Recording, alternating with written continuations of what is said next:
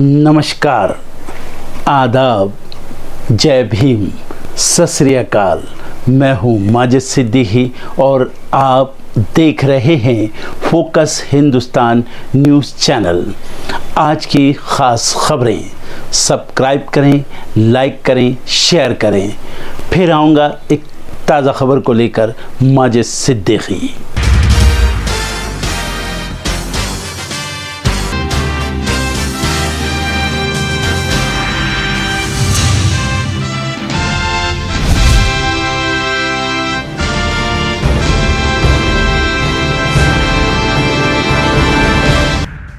आज से 3 दिन के गुजरात दौरे पर PM Modi. Vibrant Gujarat global summit का करेंगे उद्घाटन। पीएम मोदी पर टिप्पणी के बाद सरकार का एक्शन, मालदीव के राजदूत को किया तलब। राम मंदिर को लेकर बिहार के शिक्षा मंत्री का विवादित बयान मानसिक गुलामी की ओर ले जाता। गैंगरेप के 11 दोषियों की रिहाई पर सुप्रीम कोर्ट का फैसला आज। गुजरात सरकार के फैसले को दी गई चुनौती।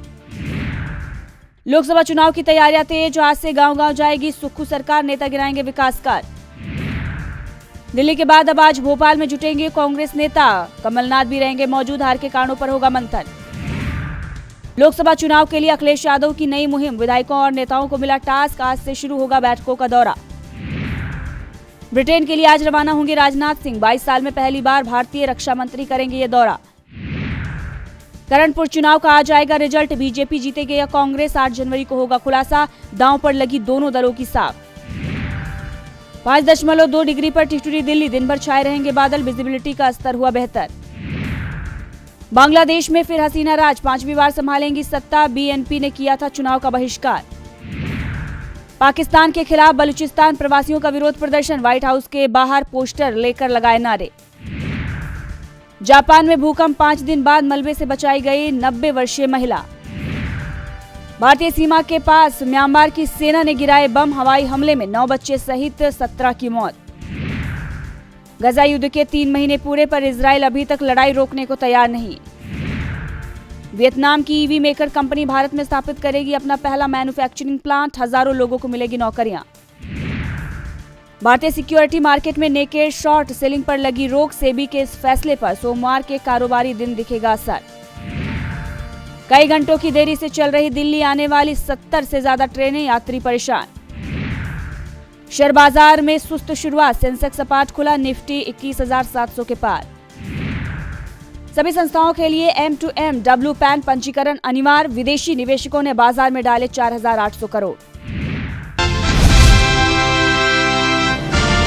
हमारे देश में कई लोग मोटापे के शिकार हैं और इसी मोटापे के कारण हमारे शरीर में कई तरीके की परेशानियां होने लगती हैं। जब परेशानियां बढ़ने लगती हैं तो लोग मोटापा कम करने के लिए उपाय खोजने लगते हैं। तो आइए हम आपको ऐसे प्रोडक्ट के बारे में बताते हैं जिससे आप अपना वेट लॉस कर सकते हैं और इससे आपको कोई साइड इफ़ेक्ट भी नहीं होगा। पहला है वेस्टीज वैस्लिम कैप्सूल, दूसरा है वेस्टीज वैस्लिम शेक, तीसरा है वेस्टीज प्रोटीन पाउडर और चौथा है वेस्टीज वैस्लिम टी और पांचवा वेस्टीज फ्लेक्स ऑयल। इन प्रोडक्ट से आप अपना मोटापा आसानी से कम कर सकते हैं और अधिक जानकारी के लिए संपर्क करें MA माजिद सिद्दीकी से। फ़ोन नंबर है 9821715384, 9321715384। ड्यूटी पर तैनात पुलिसकर्मी को बीजेपी विधायक सुनील कांबले ने थप्पड़ जड़ दिया, लेकिन अब इस थप्पड़ की गूंज पूरे महाराष्ट्र में सुनाई दे रही है। थप्पड़ मार बीजेपी विधायक कांबले भारी मुसीबत में फंस गए हैं।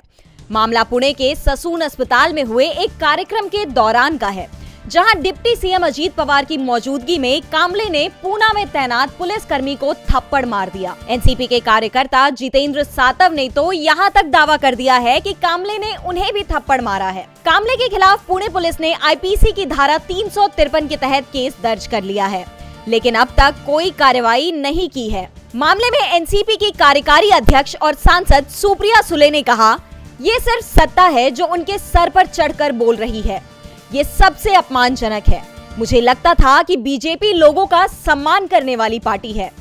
लेकिन जिस तरह से उनके विधायक ने एक गठबंधन के कार्यकर्ता और एक पुलिसकर्मी को थप्पड़ मारा है, वो बेहद शर्मिंदगी भरा है। तीनों पार्टियों ने विधायक को माफी मांगने तक के लिए नहीं कहा है। यह सबसे ज्यादा दुखी करने वाली बात है। क्या वे सभी इतना समझौता कर चुके हैं कि वे अपने सहयोगियों के खिलाफ हिंसा बर्दाश्त करेंगे? उन्होंने बीजेपी को चेतावनी देते हुए कहा कि अगर इस मामले में अगले 2 दिनों में कोई कार्रवाई नहीं हुई तो वो चुप नहीं बैठेंगी। ये गुंडा राज वो बर्दाश्त नहीं करेंगी। हमारे देश में कई लोग मोटापे के शिकार हैं और इसी मोटापे के कारण हमारे शरीर में कई तरीके की परेशानियां होने लगती हैं। जब परेशानियां बढ़ने लगती हैं तो लोग मोटापा कम करने के लिए उपाय खोजने लगते हैं। तो आइए हम आपको ऐसे प्रोडक्ट के बारे में बताते हैं जिससे आप अपना वेट लॉस कर सकते हैं और इससे आपको कोई साइड इफेक्ट भी नहीं होगा। पहला है वेस्टिज वैस्लिम कैप्सूल, दूसरा है वेस्टिज वैस्लिम शेक, तीसरा है वेस्टिज प्रोटीन पाउडर और चौथा है वेस्टिज वैस्लिम टी और पांचवा वेस्टिज फ्लेक्स ऑयल। इन प्रोडक्ट से आप अपना मोटापा आसानी से कम कर सकते हैं और अधिक जानकारी के लिए संपर्क करें MA माजिद सिद्दीकी से। फ़ोन नंबर है 9821715384, 9321715384।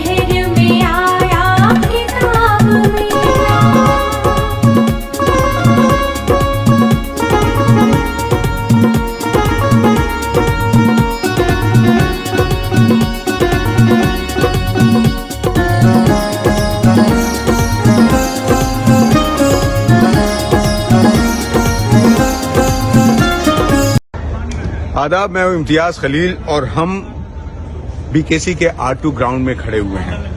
ये पहली मर्तबा हो रहा है कि कौमी कौंसिल बराए फरोग़ उर्दू ज़बान मुंबई उरूसुल बलाद में 12 वर्षों के बाद ये किताब मेला हो रहा है और हिंदुस्तान के 182 पब्लिशर्स जो है वो अपने स्टॉल्स के साथ यहाँ मौजूद हैं। किताबों का खजीना जो है 3 लाख से ज्यादा किताबें आपका इंतजार कर रही हैं। उर्दू के सबसे बड़े किताब मेले में कौंसिल की जानिब से, अंजुमन इस्लाम की जानिब से, मुंबई की बहुत सारी जो अदबी इल्मी तंजीमें हैं उनकी जानिब से सारी तैयारियां हो चुकी हैं। बस इंतजार है तो आपका कि मुंबई को उरूसुल बिलाद इसलिए कहा जाता है कि आज भी पूरी दुनिया में उर्दू के सबसे ज्यादा मुहिब्बान यही मौजूद हैं। हमें उम्मीद है कि ये 9 दिन उर्दू जबान की तारीख के सबसे अहम 9 दिन होंगे। बहुत शुक्रिया। राजस्थान में 15 दिसंबर को भजनलाल शर्मा ने सीएम पद की शपथ ली। उसके 15 दिन बाद राज्य में कैबिनेट विस्तार हुआ। मंत्रियों ने अपने विभागों का कामकाज संभाल लिया है। इसी कड़ी में सवाई माधोपुर से बीजेपी विधायक किरोड़ी लाल मीणा को मुख्यमंत्री भजनलाल शर्मा ने 4 विभागों की जिम्मेदारी सौंपी है। इसमें कृषि और ग्रामीण विकास विभाग, सहायता और नागरिक सुरक्षा विभाग और जन अभियोग निराकरण विभाग शामिल है। पहले गृह विभाग मिलने की भी चर्चा थी, लेकिन सीएम शर्मा ने वो विभाग अपने पास रख लिया है। शायद इसलिए जयपुर में 5 जनवरी की बैठक के बाद किरोड़ी लाल मीणा मुंह पर उंगली रखकर बाहर निकले थे। इस दौरान उन्होंने मीडिया के सवालों का कोई जवाब नहीं दिया। बहरहाल किरोड़ी लाल मीणा ने शनिवार को पद ग्रहण कर लिया। इस दौरान उनसे राज्य में किसान कर्ज माफी के बारे में पूछा गया तो उन्होंने कहा, ये सीएम के पैमाने का मुद्दा है, मैं इसमें कुछ भी नहीं कह सकता हूँ।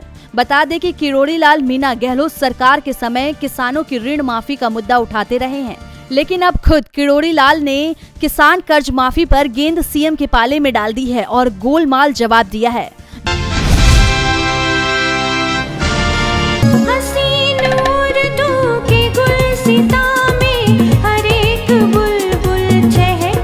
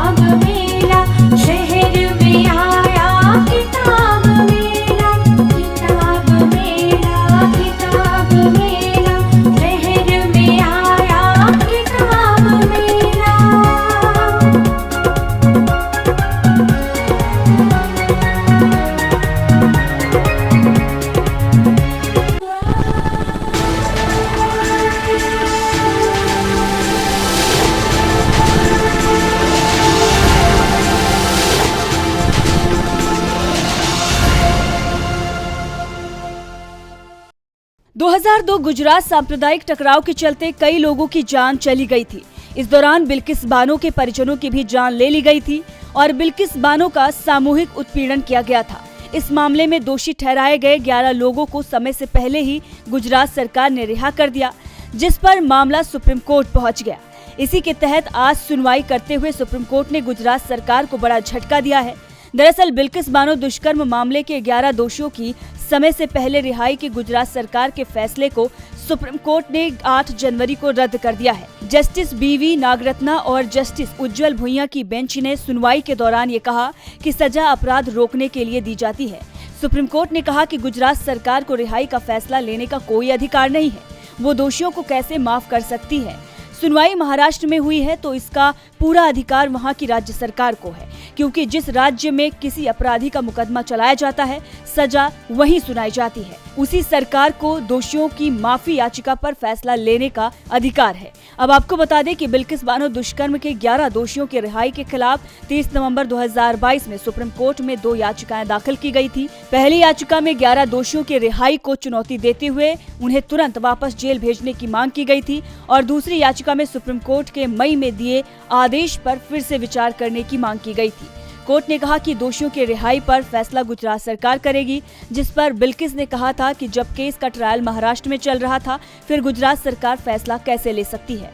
बिल्किस ने सुप्रीम कोर्ट से दोनों याचिकाओं पर जल्द सुनवाई की मांग की थी। अब आपको ये भी बता दें कि इस केस के सभी 11 दोषी 15 अगस्त 2022 को आजादी के अमृत महोत्सव के तहत रिहा कर दिए गए थे। बिल्किस की ओर से याचिका दाखिल किए जाने से पहले एक सामाजिक कार्यकर्ता ने इस केस में पहले ही याचिका दाखिल की थी। बिल्किस की याचिका के बाद चीफ जस्टिस डीवाई चंद्रचूड़ ने कहा था कि इस केस में दर्ज सभी पिटीशंस पर जल्द सुनवाई की जाएगी और आज इस मामले की सुनवाई हुई, जिसमें सुप्रीम कोर्ट ने गुजरात सरकार के फैसले को गलत साबित कर दिया और 11 दोषियों की रिहाई पर रोक लगा दी है। बीजेपी के लिए अदालत का ये फैसला तगड़ी मार बताया जा रहा है।